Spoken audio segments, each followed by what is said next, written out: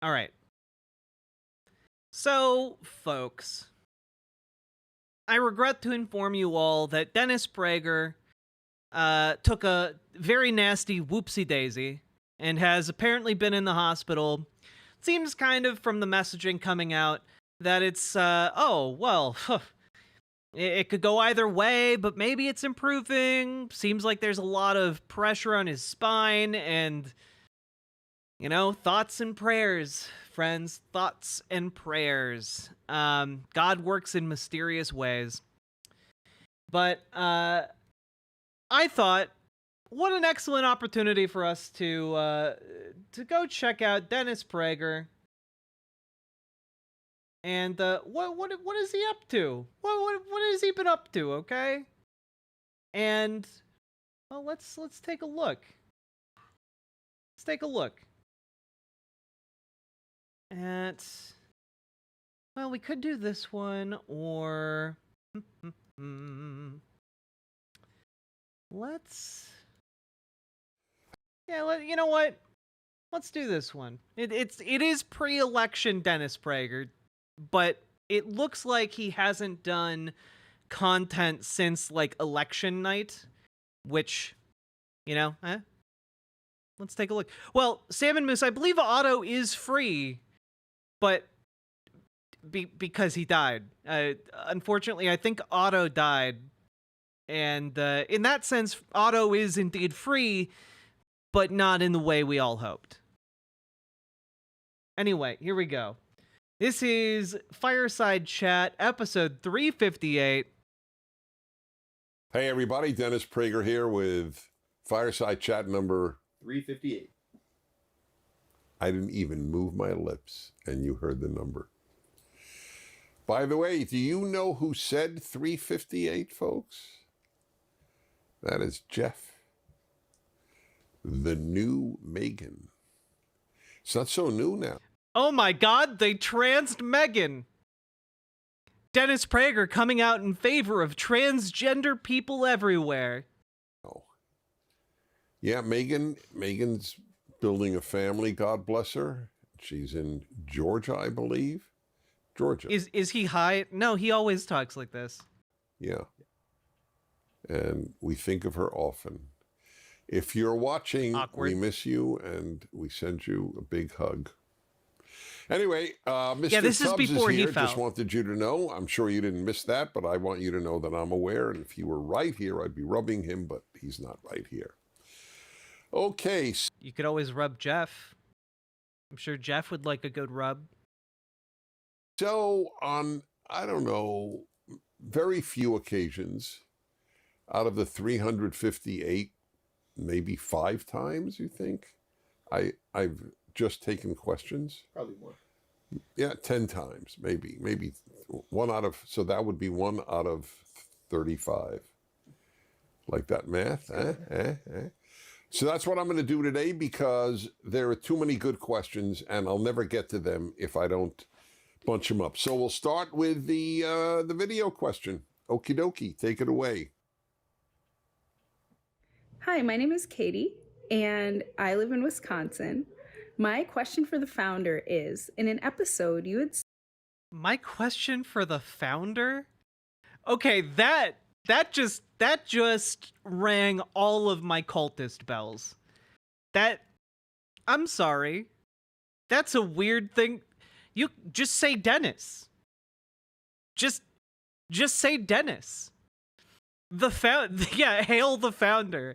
Yeah, like my god, are you gonna put on like the handmaiden outfit? My god. Yes, Dennis is still in the hospital as far as I know. stated that in the 10 Commandments, it says that thou shalt not murder, not thou shalt not kill. And so I've been wondering, is abortion killing or murder? Thank you for everything you guys... Wait a minute. Just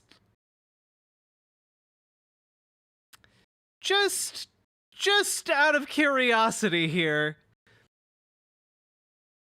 I'm pretty sure if you type in the 10 Commandments on Google, yeah, thou shalt not kill. is actually a pretty big one. I've been wondering, is abortion killing or murder? Thank you for everything you guys do. I've been listening for a long time, and you've changed my life for the better. You've changed my mind for the better, and I am so appreciative. Thank you so much. I'm willing to grant that in the original Hebrew, like, it's thou shalt not murder, but like the vast majority of Christian understanding from the Bible comes from like the New King James Version, which is, and also like I'm pretty sure the NIV is also thou shalt not kill. Right? Oh no, the NIV is you shall not murder. Huh. All right. A lot of people grew up with thou shalt not kill. So that was really sweet. Thank you. That is such an important question, and almost nobody asks it. So I'm going to say things which some of you may find a bit troubling. Okay, so if you are unfamiliar with Dennis's game, there are few times you should be as worried as when Dennis acknowledges that what he's about to say is deeply troubling. Because he's about to go on and say something truly heinous. So, let's see. But I have to say it because I have no credibility with you if I think before I give any idea or any answer, gee, how will it be received? I can't think that way. I don't want to build this up like I'm going to say something beyond the pale, but the language with regard to abortion is a very, very morally complex issue. So let me just say it at the outset. I believe we're dealing with a human life. Okay, forget believe. I think the word believe is a little silly. It's either true or not true. Belief is a theological question. Wait. Belief is predicated on truth. On what a fundamental truth of the world and existence is. Also, something can be a human life, but like, what does that mean? Is semen a human life? Is like an individual cell a human life? Like if you scrape off skin cells, is that a human life? Are those cells human life because they came from a person? I don't think Dennis would say that they are. Or perhaps he would admit that they're human life, but would say that really what he means by human life is the potential for that life to be able to go on and become like a fully grown adult. But that being the case, I think that you then get into some weird stuff about like duty to see that human life through to adulthood. Like, do you have a duty to combine sperm and egg as much as is feasible? You know, like, is every egg unused egg like a crime of murder? Is every unused sperm a death of a potential person? I think that gets you into some weird stuff, right? But barring that entire can of worms, right, I still think that even if you grant all of the rights and privileges afforded to a fully grown adult human to a fetus, it is still like it is still very much morally and ethically permissible to get an abortion. Like you would be well within your rights to disconnect yourself from like a fully grown person who would otherwise who relies upon your body in order to live, you are fully within your rights to exercise your bodily autonomy and cut them off. Even if it would result in their death. Because you have a fundamental right to bodily autonomy.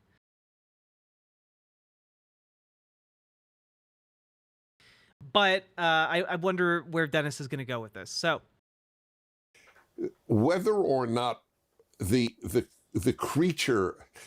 Oh no, the difference between killing and murder is the legality. Murder is a legal term. The being that a woman who is pregnant is carrying is a human life. Is not a. It may well be a reflection of one's theology, but it's also. If Dennis is going to rest his entire argument upon theology here, like it's worth noting that biblically, and I believe even in the Torah, like life is not considered granted until the first breath after birth. Like a lot of miscarriages happened prior to modern medicine, and a lot of miscarriages still happen. And thus personhood was not granted to a fetus until after it was born, after its first breath.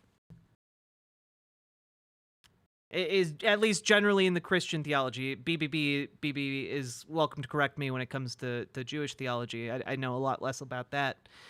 But yeah, it is shaky on that ground too.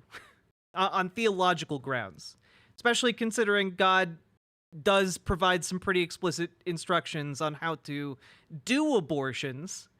By the way, God provides specific instructions in the Old Testament for how to do an abortion if you think that your wife is cheating on you. Not if you know that your wife is cheating on you. If you just think that your wife is cheating on you, you can force her to take basically abortion drugs. That's in the Bible, guys. So I don't know that Dennis wants to put this on religious grounds either, frankly. It's either accurate or not accurate. It's so I'm totally okay with saying on occasion, you know what? It is clear that this position comes from a religious view. To give an example, the opposition to same-sex marriage is overwhelmingly based on the religious belief that the divine order is a man marrying a woman. Okay, man, this is your show, Dennis. You are 4 minutes into your episode here. And you seem completely out of your depth on this. You're stuttering around. Like, do you even know what your argument is here? Really? That's religious. You can't argue it. There's an objective reality to it. It's a construct. But there is an objective reality to what it is that a woman who is pregnant is carrying. It's either human or not human. If it's not human, what is it? I'm again, this is like trying to convey very specific and special meaning to, you have cum in your balls. you have semen in your balls. That's human life in your balls. Okay. And do you have a duty to that? I don't think you do. Is it a peanut? Is it an animal but not human? Is it nothing and it becomes a human? I see some of you store pee in your balls. Interesting. I mean, that question, it would seem to me, would have a scientific answer, just as are you a man or a woman has a science answer. It's not. It doesn't, though? Because man and woman are genders. Those are social roles.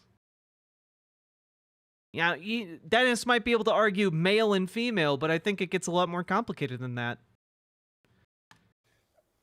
if we dismiss the idea that you are the sex you think you are, or if the new terminology, the gender you think you are. Well, wait, sex and, Dennis, you're already kind of showing your ass here, because sex and gender are not interchangeable terms.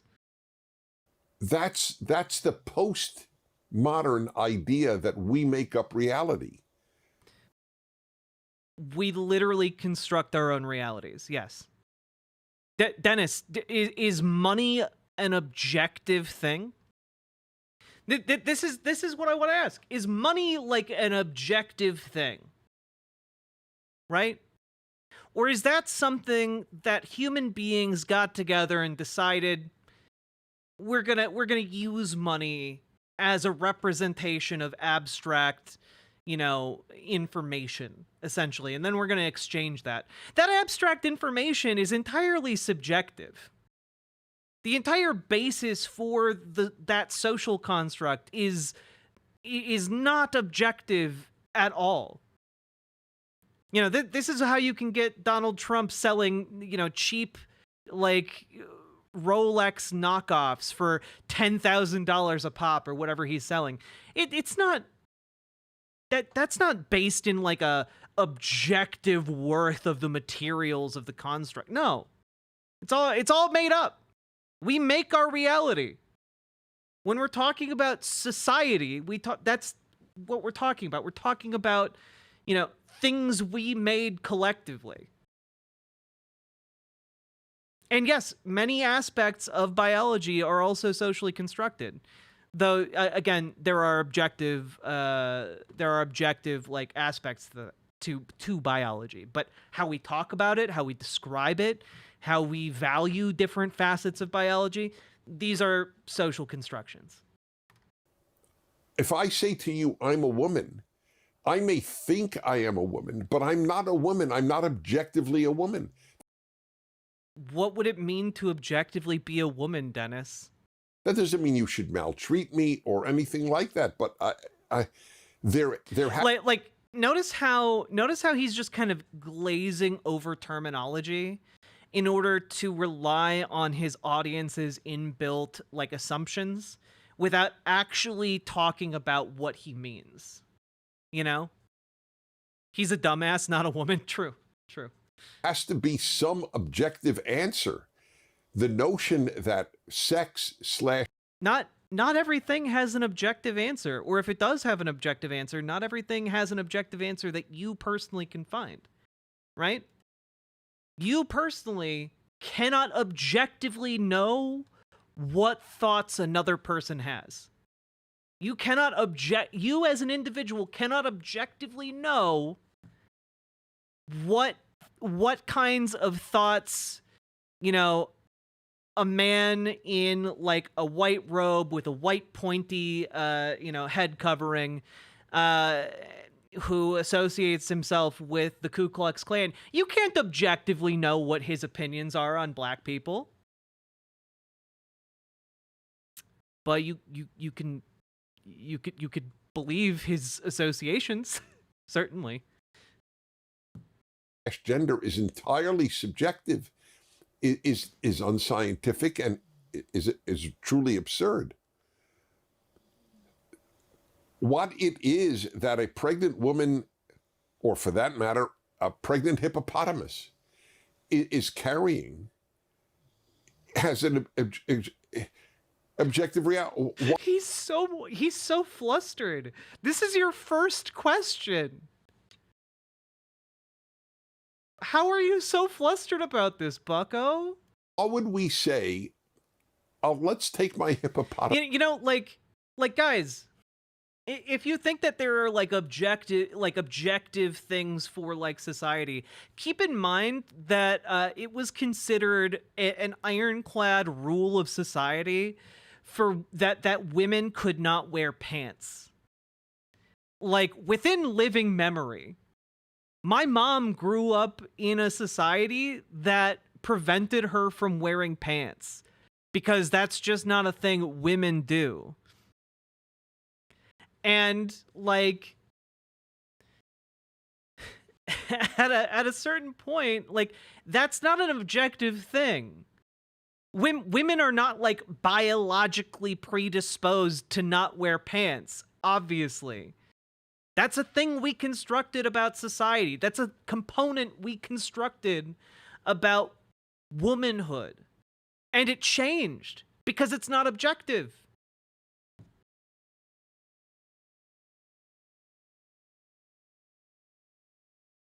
Example.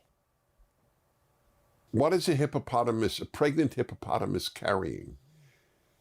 One Rage assumes the and death. answer is a hippopotamus fetus. Oh, that's interesting, Dennis. A hippopotamus fetus, you say? Okay. Well, that again, you're waffling quite a bit here, but you're moving towards an interesting conclusion here with your language. Let's see if you follow through. If fetus means the unborn being that is being carried by the pregnant mother. Just real quick.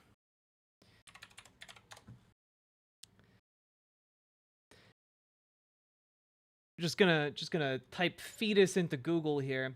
An offspring of a human or other mammal in the stages of prenatal development that follow the embryo stage. Huh. So it's not a baby. It is definitionally a different thing than something that has been born. Huh, that's so interesting. Notice the handy little diagram right here.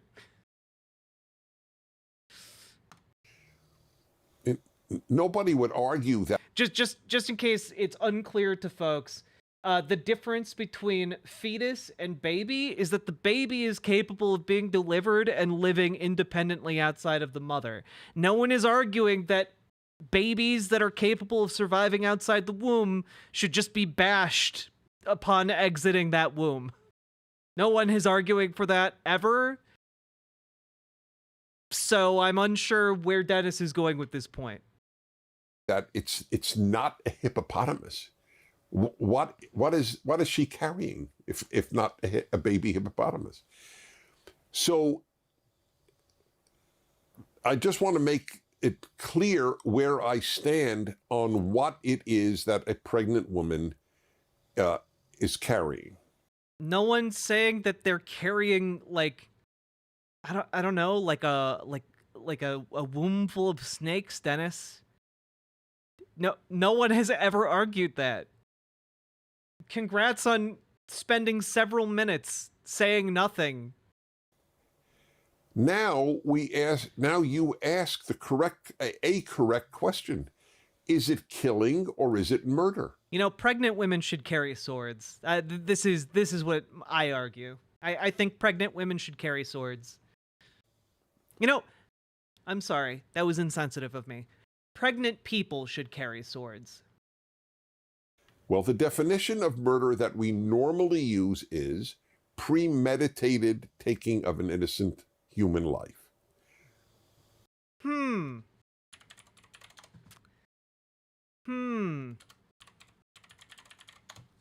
Just a real quick fact check there, Dennis. Murder is not, how did you say that? Premeditated taking of an innocent human life. The premeditated taking of an innocent human life. That's missing one crucial component that is core to the definition of murder, which you would know if you had looked up any dictionary definition of murder, which is the unlawful premeditated killing of one human being by another. The key component of murder is the legality of it. The difference between doing a murder and doing a killing is the legality of it. That's why soldiers are often said to have racked up kills, but not racked up murders. You know, obviously soldiers can still do murder, but we differentiate murder from killing through the legal system. You know, if you kill in self-defense, that's not considered a murder. Even if you, by the way, also not considered a murder if someone innocently thought that, like, through mistaken, you know, identity or chance or circumstances, innocently thinks that you are trying to kill them and tries to kill you, despite you not actually trying to kill them. That you can take an innocent life in self-defense.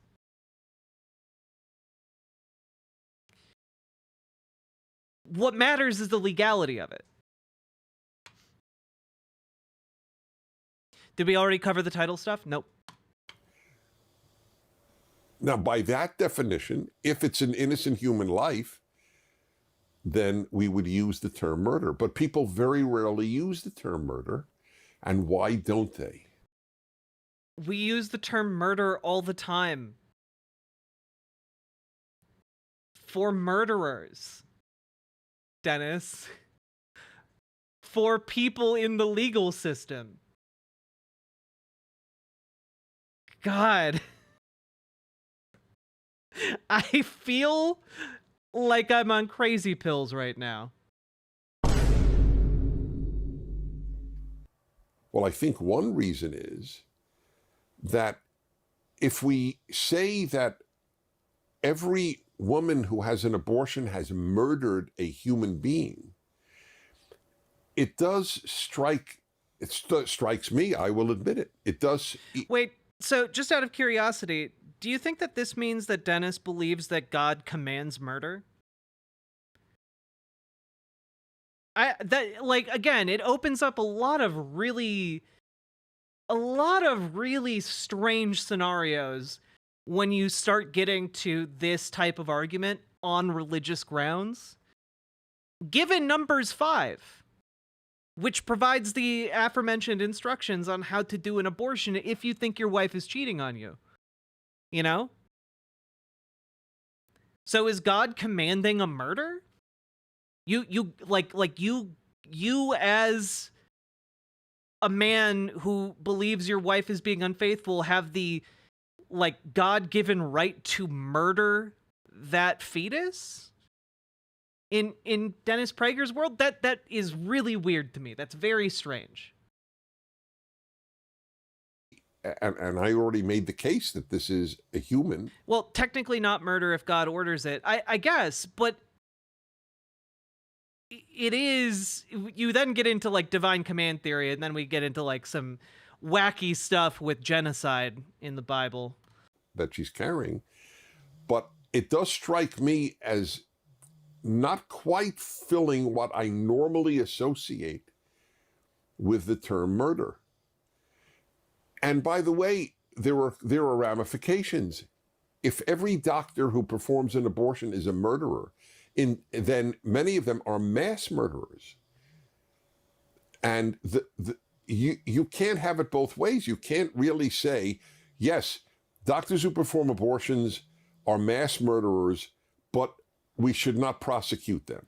Yeah, that is, he is describing the core problem, like, not the core problem, but one of the core logistical problems of the anti-abortion position, of the of the forced birth position, I should say. Is there any other example of a mass murderer, or even the murderer of a single human being, that we don't prosecute?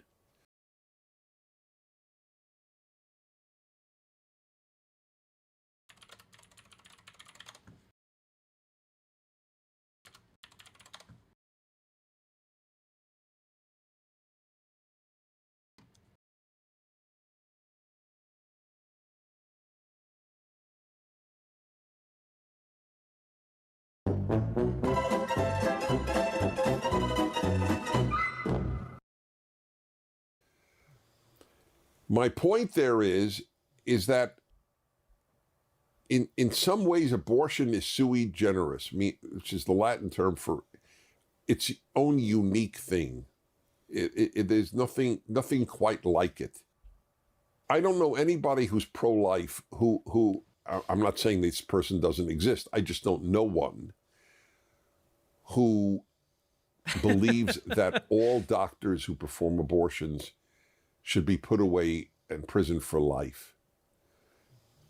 And presumably all hospitals that allow that, they're facilitating mass murders. And what about the mother? She's an accessory to. I wonder, like Dennis, you're really laying out a pretty compelling case for this not to be murder, I guess. Not mass murder, but to murder. So we don't use that language because even we in the pro-life community do recognize it as somewhat different. I'm sorry, I've seen an awful lot of pro-life protests. The pro-life movement absolutely labels doctors who perform any type of abortion as murderers, and they often will also call the mothers or people getting abortions murderers as well. Like, that's like every protest outside of an abortion clinic ever. That's like all of them. Dennis Prager is still with us. He's just still in the hospital. Than regular murder. And, technically it isn't, but somehow... Yeah, I mean, Little Morphine Annie, this is you have basically summarized his entire argument, which is, I mean, it's not like murder, but it's kind of murdery, like a little bit, but not enough to prosecute. But God... We recognize that. Is he in hospice? I mean, last I heard he was like seeing some slight improvements, so I think he might pull through, but we'll see. That it is. And that's the reason we don't say murder, and even people don't usually say kill. Oh boy, also I just noticed the topic that he's about to transition into, which... Whoo!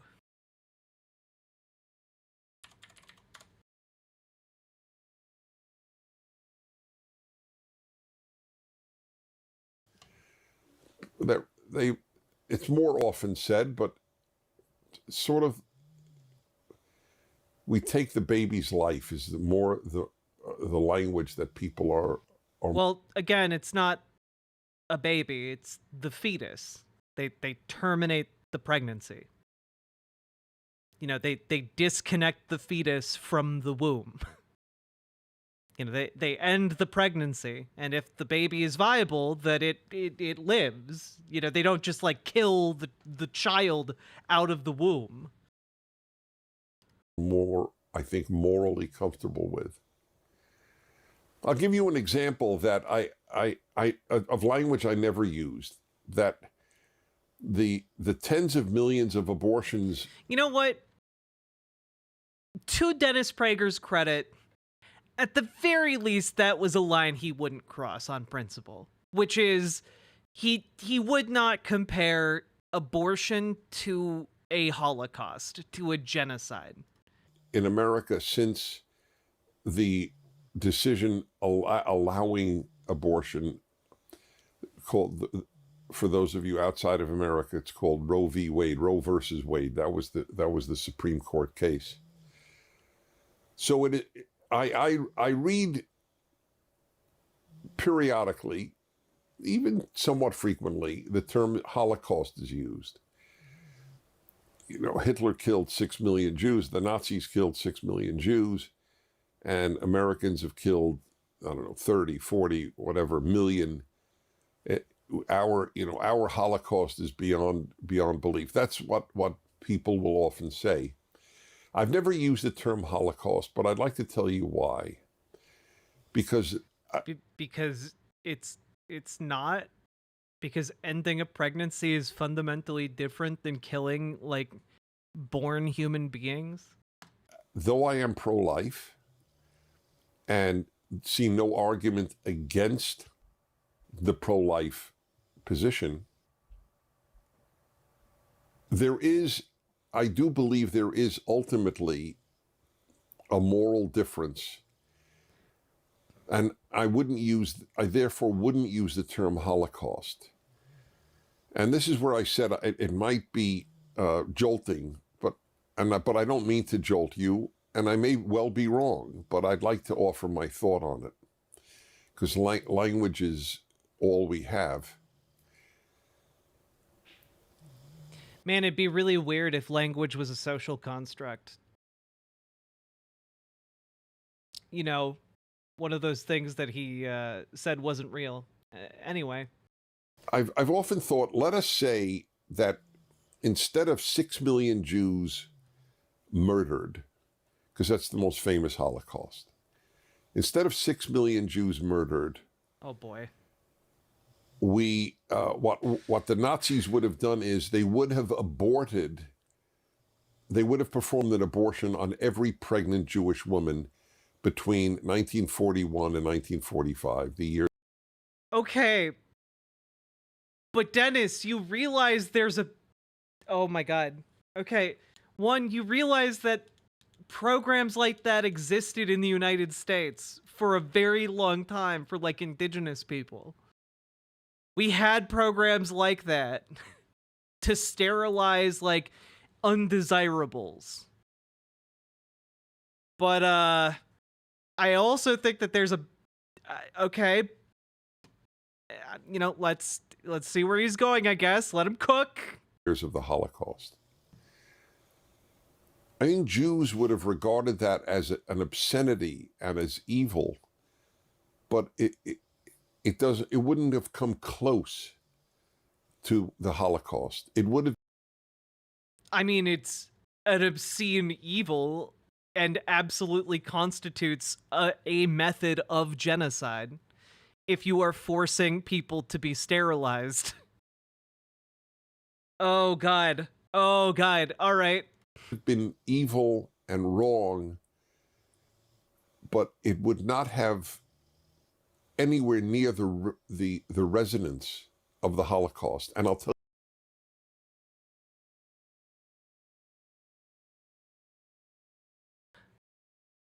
you why. Because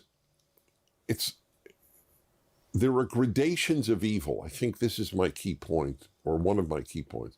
There are gradations of evil. Oh my God. If I murder somebody's child, their 5-year-old child, their 40-year-old child, but their child, versus that I have aborted, even forcibly aborted their child, there is a difference.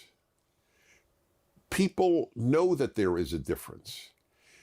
For one thing, I mean, look, I guess what Dennis is trying to get at in the most ham-handed way imaginable is the idea that if there's a burning...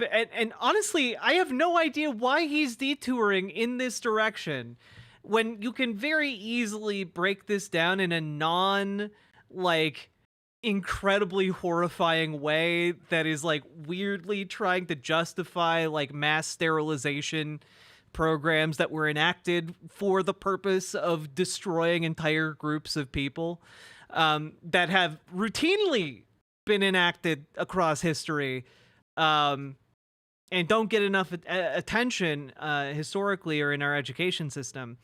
But another way of framing this in a much more acceptable manner would be like, here's a thought experiment. There's a burning baby. Burning baby. There's a burning building, okay? Inside, there is a screaming baby and a case full of 10,000 test tubes, fertilized fetuses, okay?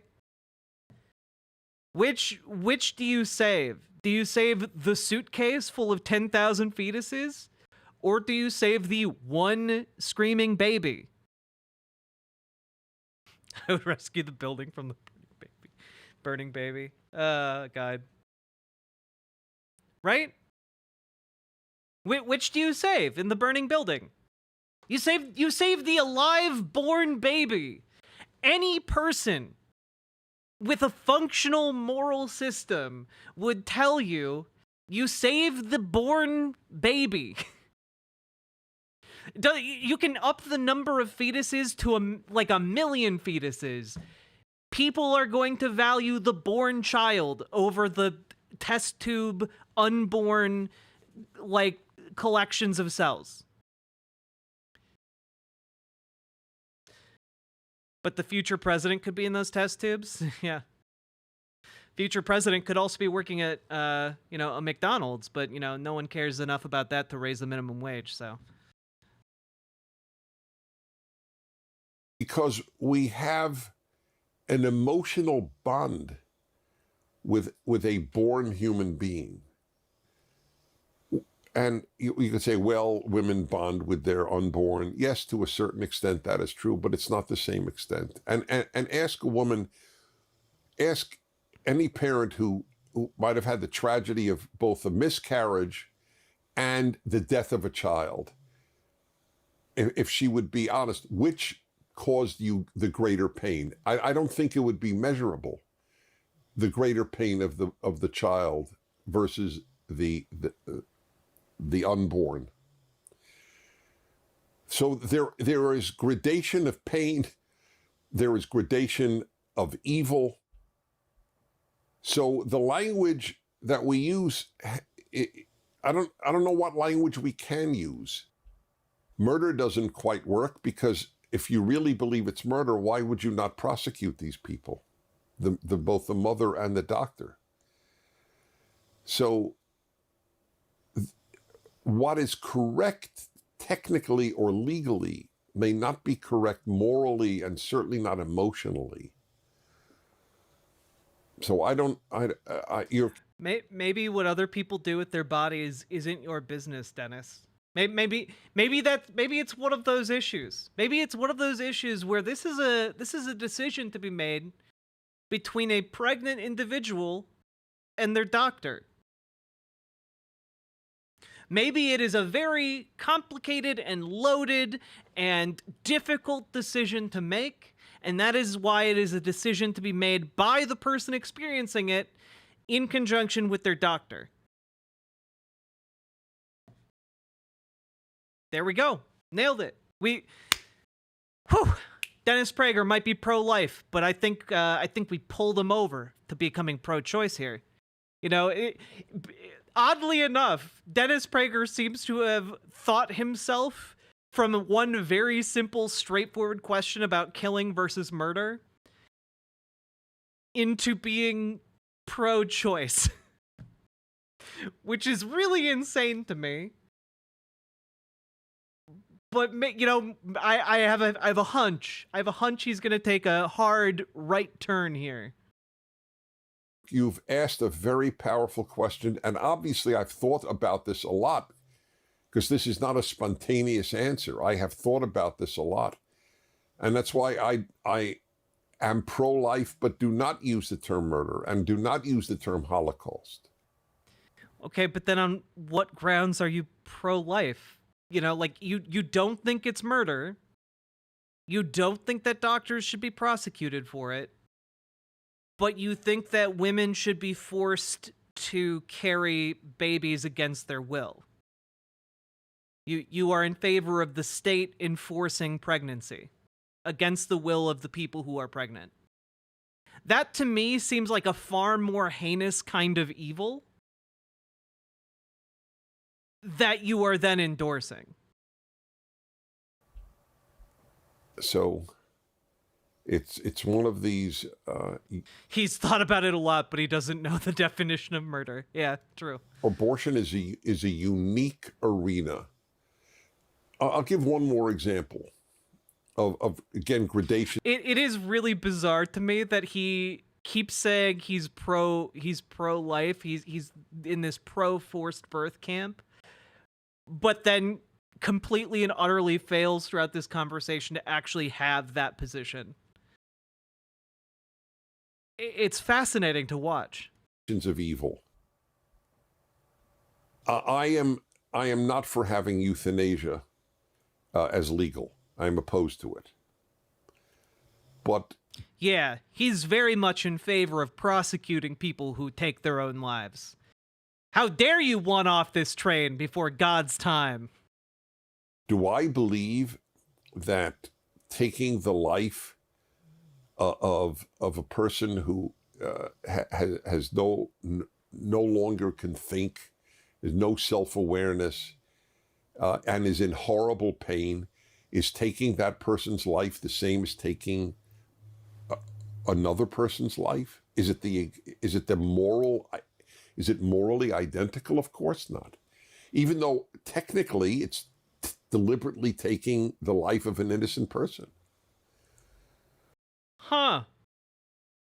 It's almost like you're running into that need for the legal component to call it a murder. But there are circumstances under which I wouldn't want my life continued. Are we getting close to them? Just asking for no particular reason. Are we getting close to those? Just wondering. That's why people have living wills.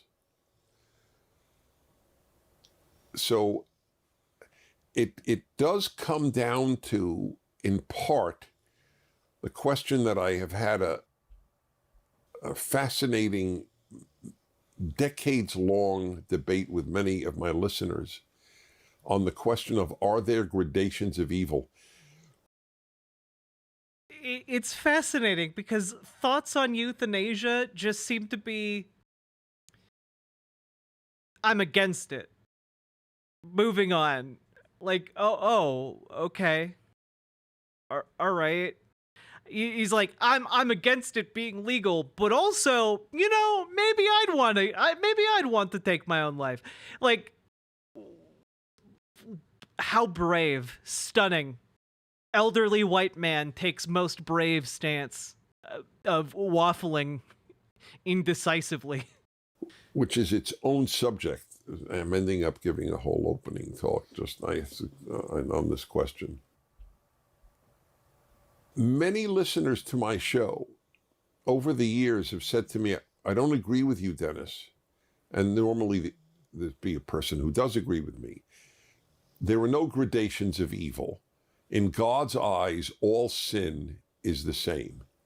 It's rebellion against God. I know their words. That's why I'm repeating their words, because I've heard it so often. And I have my usual question. So you think, I would say to the person calling me, you really believe that God doesn't see a moral difference between raping and strangling a 5-year-old? Jesus, Dennis.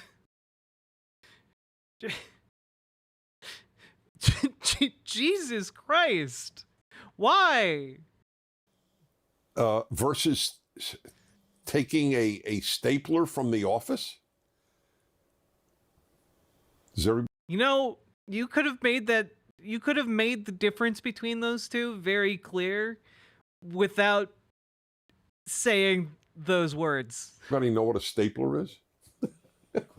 I don't it's not used that often as taking I don't know why. I understand his point. It's just like he could have made it without the hyperbole. A mouse. Right, a mouse. A keyboard's really expensive. But keyboard's really expensive. I mean, depends on the keyboard, I guess. I'm taking this very seriously. Are you? The God I believe in does not view the rape and murder of a child, or an adult for that matter, but I'm giving you a really brazen example of evil, as morally equivalent to taking a mouse from the office, stealing a mouse. Stealing is wrong. I believe it's wrong. You believe it's wrong. God believes it's wrong. But there's a logical reason that we don't have the same penalty for stealing something of minimal cost or of any cost for that matter, and raping and murdering a child. Jesus, Dennis.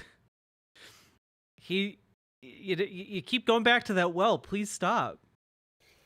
Of course, I believe God has gradations of evil. Welcome, Raiders. If God doesn't have gradations of evil, why did he give the 10 Commandments? Yeah, Dennis, that was a completely unforced error on Dennis's part. He didn't have to say any of his horrible analogy. He didn't have to make it that bad. He could have just stuck with murder, since that was the topic. He just should have said, "Don't do anything I don't approve of." Hey, duders. But obviously welcome. Isolated some really important ones. So there are gradations of evil. And that's why the terminology that is often used with abortion that equates it to the most monumental evils may not be appropriate language. Whew. Yeah, I think you could have made that point a lot more succinctly. But okay. That was a toughie. Thank you, Katie. Now we have Prager United. Thanks to you folks who are members of Prager United. Firstly, thanks for supporting my very important work of talking about child rape. Repeatedly for no apparent reason. You get a lot of your own wonderful perks by joining PragerUnited.com. But the other is you keep our work free. Good night, Grandson. Like the fireside chat. So please go to PragerUnited.com and check it out. And if you can, join. Thank you. One of their perks is they get the first question after the video question. This is from Brazil. Julia, 32 years old, in Curitiba, Brazil. Hello, Mr. Prager. Do you believe God has a specific plan for each one of us, meaning he mapped out whoever we are going to marry our...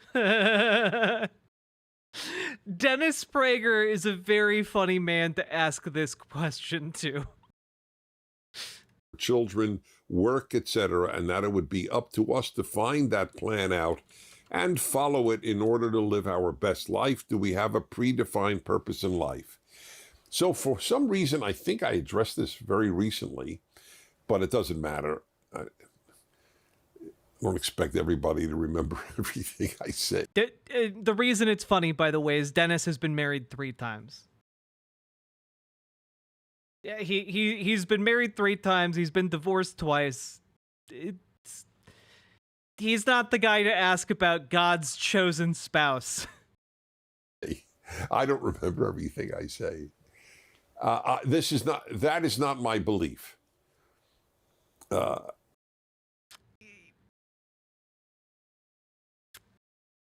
Yeah.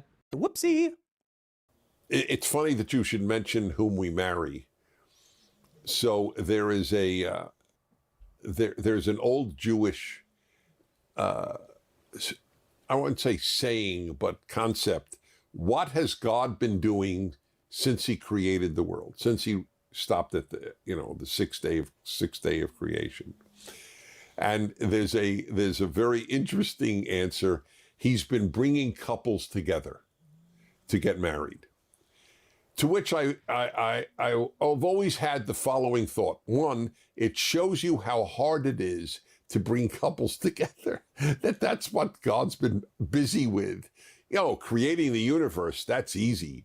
Getting a couple together, that's really rough.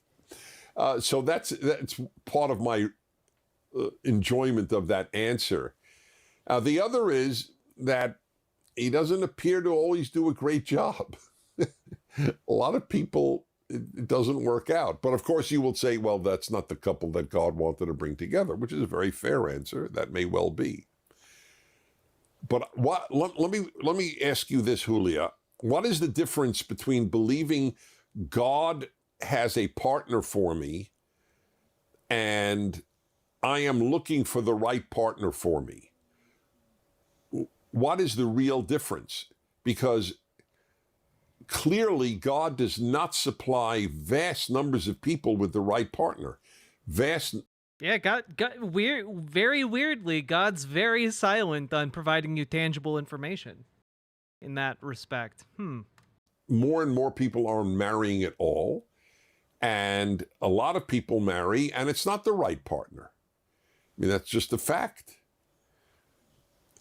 If you find the right partner, I know my parents did. I feel I have for the last 20 years, but you can't say it was true before that. And this is no reflection either on whom I married then or on me. It's just it wasn't necessarily the right person. And I have a very sympathetic view to people for whom I feel bad for them if it doesn't work out. But so if God does have this partner, we still have to find them. It's not like God delivers your partner on your doorstep. So you have to. So whether or not God has a Yeah, that's right. Sometimes God doesn't deliver you a partner on your doorstep.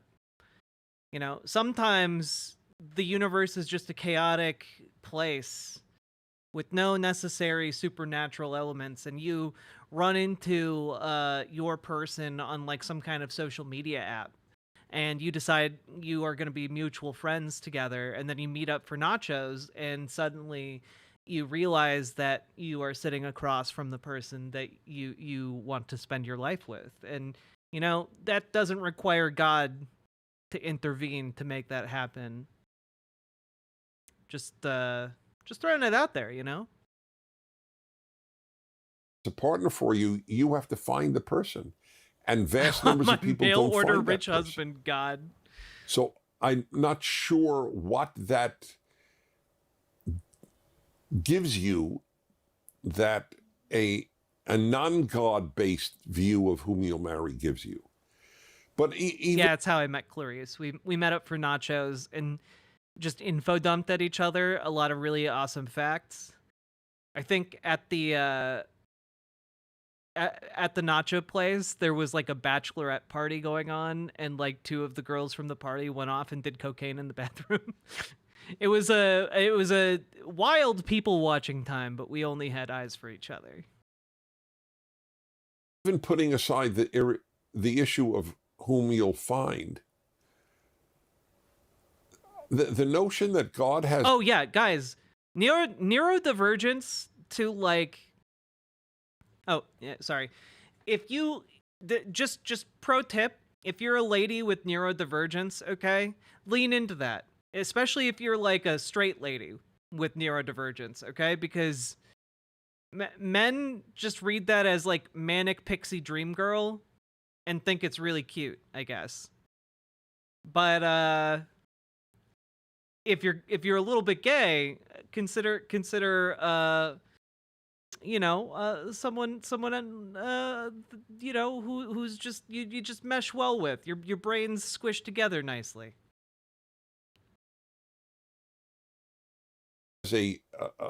a plan for my life. It may I don't have pro or con view. It's not how I lead my life. I believe that, and I know I said this on a recent fireside chat, but be that as it may, most of what we have to do, God has already told us to do. In the famous statement of Micah, Yeah, God just told us all so well thousands of years ago. No need to update. No notes. Prophet in the Old Testament. Oh man, has God not told you all he demands from you? To pursue justice, love righteousness, and walk humbly with your God. You know,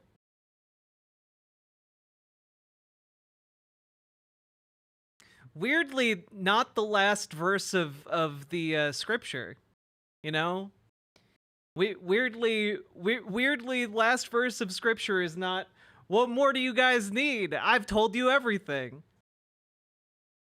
It then continues to go on with more scripture after that. So clearly, God, you're holding out on us a little bit. I'm just throwing it out there. You're being really cagey with all this, what you're supposed to do with your life kind of thing.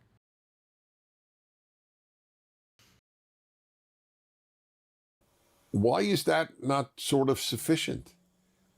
That tells me what a good part of my life should be. Here's another one. So again, my religion is Judaism, so I'll use this a Jewish example.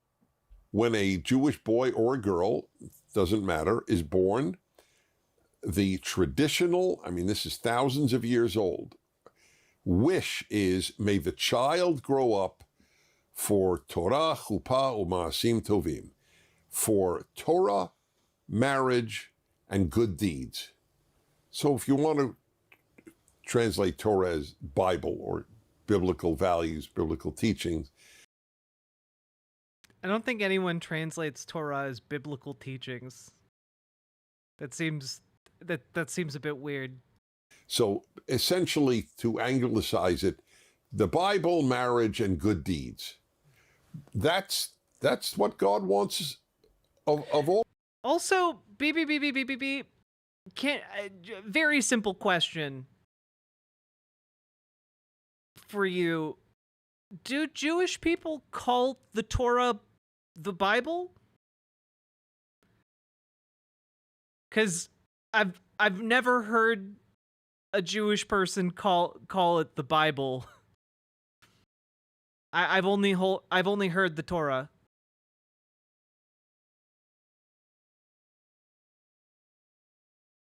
Again, I am very ignorant on the topic, which is why I ask.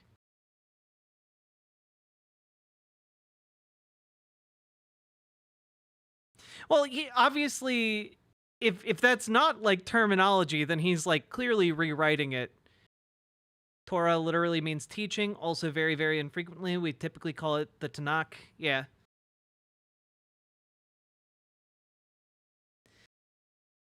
Netanyahu did? Yeah, but like Netanyahu's statements and Dennis Prager's statements are aimed towards a predominantly Christian audience.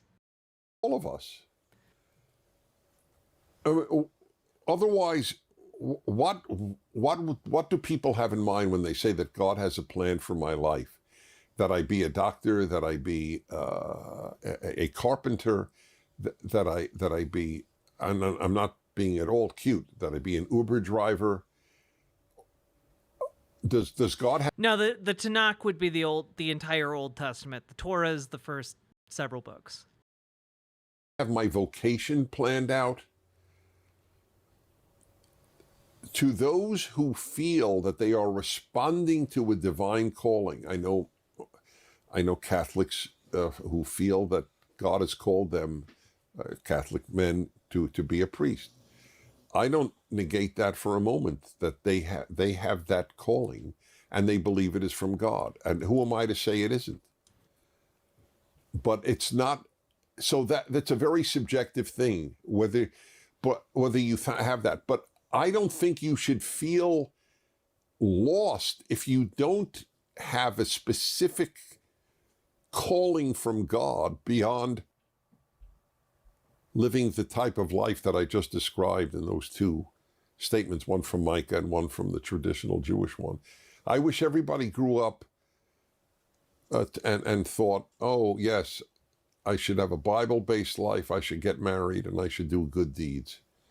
I happen to think that that's the greatest three suggestions for every human being in the world. But I never negate anyone who feels that God has called them. I knew what I wanted to do with my life. I could prove it because I actually kept a diary in high school, and I have the physical diary somewhere in my house. I have to find it again, but I know I have it. I wrote down in my junior year in high school, I know what I want to do with my life. I want to influence people to the good. Those were the words I used, the good. Now, did I believe it was from God? I didn't write that, and I didn't think that way. I just thought that I thought God would be pleased with me if I did that. But I didn't know that God. I have to be honest. I am so bored of this conversation of what God wants for you, because it's just a cipher. Wow. It's just a cipher. It's just whatever you want to project onto it. Exactly. Wow.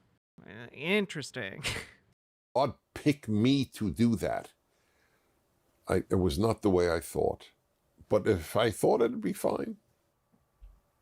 All right. We still have time, right? One more. Here I make an opening announcement. Oh, good. I'll take so many. It's really sad. Okay. Yeah, you answered 2 questions. Adam, 22 3 years old, questions. Los Angeles, California. Hi, Dennis. Why did you start doing the fireside chat? And what drives you to continue to do the show? Actually, ironically, I just gave the answer, what drives me to continue, because I want to influence people to the good. It's so powerful a force in me that I never get tired. It's the energy level that you perceive in me, and I think would for all 358 thus far, is genuine. It's not like as soon as I... Yeah, this guy wants to influence people for the better, and yet his entire operation is funded by billionaires who want to pass like specific deregulation to like kill the planet, and also like, you know, ban trans people from bathrooms. That's foreshadowing, by the way. And also, like, is it improving anyone's life that like trans people are like getting roughed up? No. Does it improve anybody's life that like you're killing the planet a little bit faster? No. Does it improve anyone's life with the vaccine skepticism? No. I finish this, you know, I'm just going to go into, you know, some sedate mood. I have a lot of energy. It's a blessing. I'm profoundly grateful for it, but it emanates from my belief that I do have an important task to try to fulfill.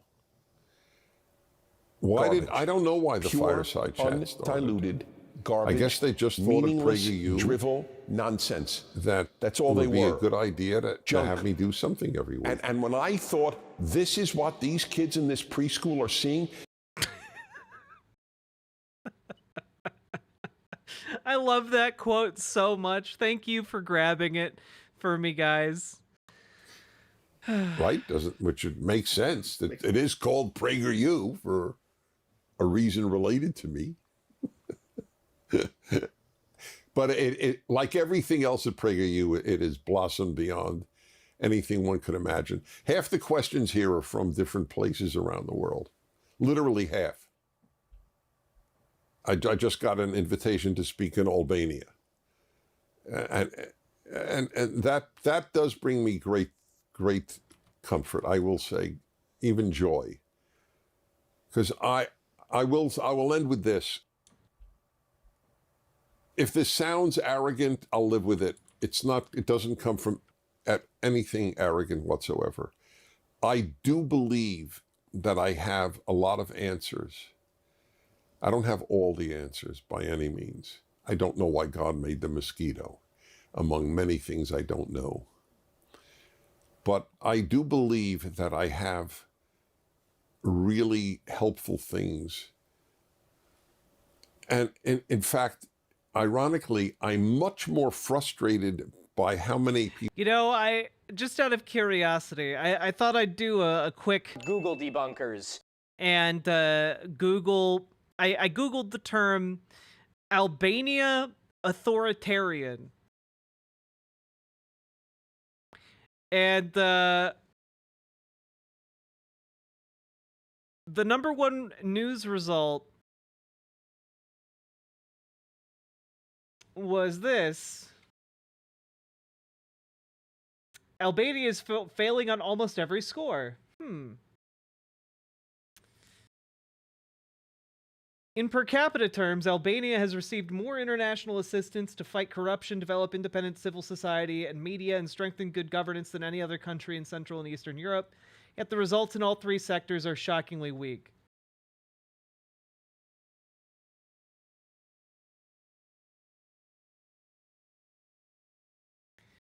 Yeah, Prime Minister Edi Rama, known for his love of the spotlight and a dress sense that mixes Matrix and Muammar Gaddafi, wields absolute power, which is why I googled that terminology in the first place, because Dennis Prager really loves like authoritarian governments.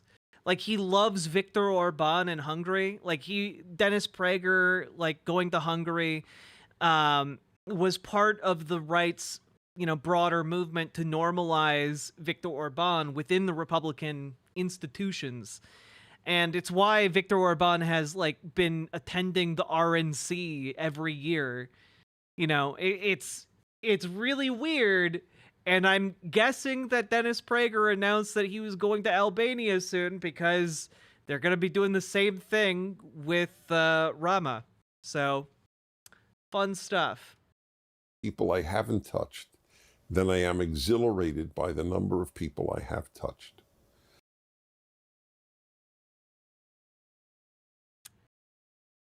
I'm real sorry. Do you want to take another crack at that, Dennis? Touched. Then I am exhilarated, frustrated by how many people I haven't touched. Then I am exhilarated by the number of people I have touched. Stop! Stop! I know that he's not talking physically. I know he's talking, touching their hearts. But goddamn, dude. Touched. Then I am exhilarated by the number of people I have touched. Can we get the sound team on that? Can we get the sound team on that? I got a lot of room on my Dennis Prager soundboard folder. Much more think of how much I didn't do than how much I did do, and it doesn't depress me. Honestly, if Dennis Prager does wind up dying from his fall, he at the very least left us with a great parting gift.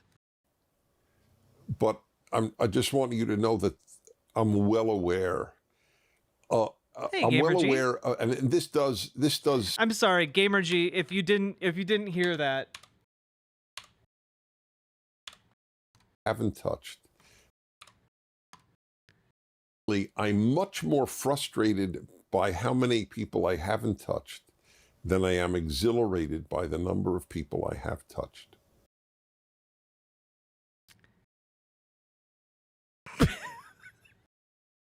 Okay, all right.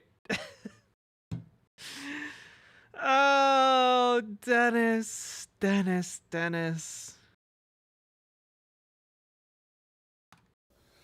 I Thank much God, more Gamergy. think of how much I didn't do than how much I did do. And it doesn't depress me, but I just want you to know that I'm well aware. I'm well aware. God. This does. Is the word trouble right? I don't know, but it does bother me. So it's like trouble. Yeah, it does somewhat. I feel, and this is Marissa cites this all the time about me. Marissa Stride, our terrific CEO. I have often felt that I was like someone who had a cure for cancer.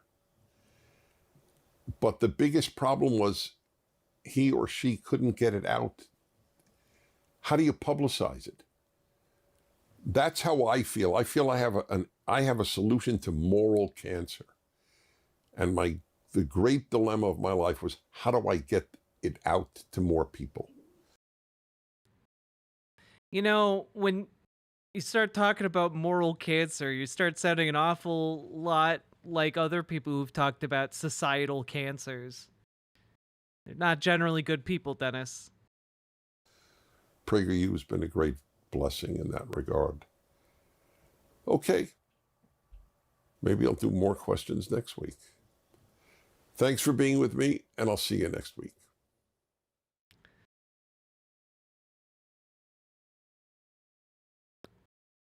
We did it. We did it. We came through it together. I'm living in a make-believe world. Oh, God. Yeah. You know, I really enjoyed that. I'm not gonna lie. It's been a while since we dunked on PragerU content. You know, I think we might need to do a bit more of that this stream, actually. But we'll space it out. We gotta give it room to breathe.